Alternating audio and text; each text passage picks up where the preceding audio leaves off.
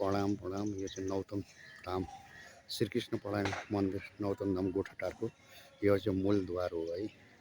म चाहिँ आज यहाँ शनिबारको दिन यो मन्दिर आएको छु।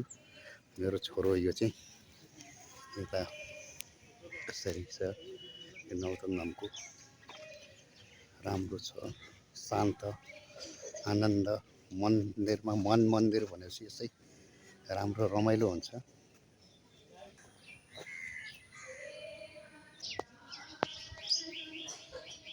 यो दोस्रो गेट यो पछाडि भएको है सुन्दर छ भक्तजन यस्तो छ एकदम आनन्द छ।